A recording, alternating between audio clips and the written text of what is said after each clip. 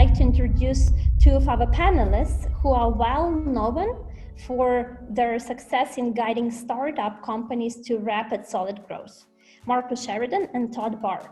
Todd has been working mostly in B2B and Marcus in B2C space, but recently in B2B as well.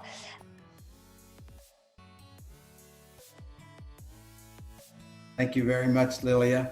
It's good to be back with you again today and with Marcus and Todd as well. Full disclosure, Todd is my son, and so I'm very proud of him, of course.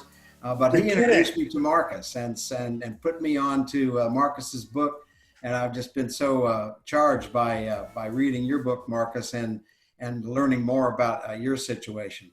So our topic today is growth hacking and also managing our channels. And so, Todd, could you describe or define what are we talking about with growth hacking here? Sure, Dad. I'm drinking out of this glass, which used to say on it, you gave this to me, and it used to say, support free enterprise, the freedom to take a risk. So hopefully today we're supporting free enterprise. So growth hacking, I think it hasn't been around for that long, maybe 10 years or so. And the concept is using low-cost creative strategies to get growth of typically users, customers. I'm not a huge fan of the concept as much different than what I do on a day-to-day basis as a chief marketing officer. I have to try to find lower cost, more efficient ways to gain users. Now, I've been in growth companies for a long time, so it doesn't look a whole lot different to me to just do marketing in a high growth company. Now, I think the unique part about growth hacking is it's putting a finer point on being really creative about how you go get those customers or users. So to me, the one that I think about is Dropbox, where Dropbox figured out that if you can get your current users to invite other users by giving them benefits such as more storage, then you can growth hack in a really low cost, almost no cost way. And so that's a good example, I think, of growth hacking. An example that's relevant to me and the companies that I've worked for is open source software, where you give away your software for free, and you may not even know who's using it, but because of that kind of community of use that you develop, you start to get people come to you in an inbound way to say, I'm interested in services or buying support or whatever around that software. So that is a part of a growth hack. But in general, I think growth hacking is the same as good marketing to get growth, largely, and it's just maybe a little bit more creative spin on it. Marcus, do you have anything to add? Yeah, I think, Todd, you and I talked about this a little bit, that how, we should preface this by saying we don't love the word hacking, just because sometimes it's like, it's like we call anything a hack these days, and it's oftentimes just the best practice that's been around for a long time. But to your point, it really started with the startup of the world, the startups of the world saying, okay, we need to grow fast. We don't have much money. We don't have much budget. How do we do that? And how do we do it quickly? And I can appreciate that in that, let's say what Geico did wasn't growth hacking. Geico said, we've got millions of dollars and we're going to flood the airwaves and we're just going to spend more money than anybody else on TV. And that's how, when we're going to have a cool lizard and a good brand vibe. And that's how we're going to grow our business with a somewhat unique, faster model, right? So that's not really growth hacking. That was just lots of money that they were able to do something with, right? Now, for the idea of doing something quickly on a small budget, I think is something that almost all of us can appreciate.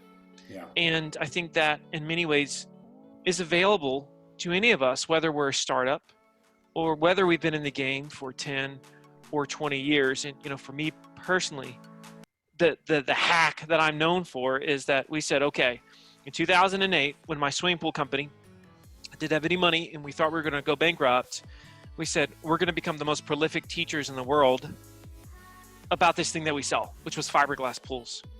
And it didn't really cost us any money. It cost me time and less sleep. That was the cost, right? Yeah. But because we did that, we quickly became the most trafficked swimming pool website in the world, right? And that's what changed our business. And therein lies the low cost but high growth component of growth hacking. After reading your book, Marcus, I see that you said that you spent a lot of nighttime hours sitting at the kitchen table thinking up the questions that customers should or are asking, and you kind of have to apply it to yourself. What questions do I want answered when I'm buying something and going online? And that's what Buyer 2.0 really is all about, is the buying behaviors. The buying process hasn't changed, but the buying behaviors have, in that everybody's doing research on the internet now and talking to their friends and using other networks, ways to educate themselves, inform themselves before they ever reach out to us. And so your growth hack, if you will, was to answer those questions, be so customer centric that it wasn't about you, it was about what the customers really wanted to know. Yeah, I think a lot of people would call that just really common sense, right? But the reality is very uncommon. It's very uncommon that companies are so honest that they're willing to address all the questions that buyers, prospects are asking on the front end of the buying experience during that digital portion of that vetting. And we know that number is roughly 70% of the buying experience happens on the front end during that digital side. We know that, right? B2B, B2C. So I said, well, why not? Why not talk about cost and price? Even though nobody in our entire industry was discussing it. Why not talk about the problems with what we sell, the perceived negatives with what we sell? I mean, people are asking me all the time. And the fact is, if they're asking you all the time, it just means that you've done a poor job communicating it beforehand. So to your point, Bill, my big thing was, if I would hear the question in a home, especially because I was, selling pools and homes for about 7-8 years before I, moved, grew and I still have the pool company, but, I moved on from that. The thing about it was, I'd literally hear a question before I answered. I'd say, have I addressed this on my website? And if I haven't, why the heck haven't I? Or if they were asking me the question, I was thinking to myself, how come I didn't make sure they already knew this answer before I walked into this home tonight? Yeah. There's kind of an assumption that I think a lot of marketers and sellers think that the only way that someone's going to buy something from them is if they don't know about certain things. And if you're in that position, I would argue that you need to work on your product, and you need to work on your support, and you need to work on how you treat your customers, because that's the problem. It's not that you have a marketing problem, you have an offer problem. And so be transparent about the good things and the bad things, why you win, why you might want to pick something else, shows a level of confidence in your offering that people will be attracted to.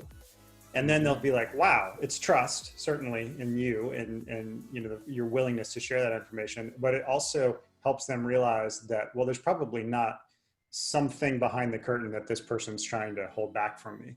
And I think that we're finally kind of past that shift where people have realized that's a better way to do things than sort of keeping sales and keeping your price like completely hidden on your website or things like that, where it causes somebody to have to engage with you in a certain way that you can control.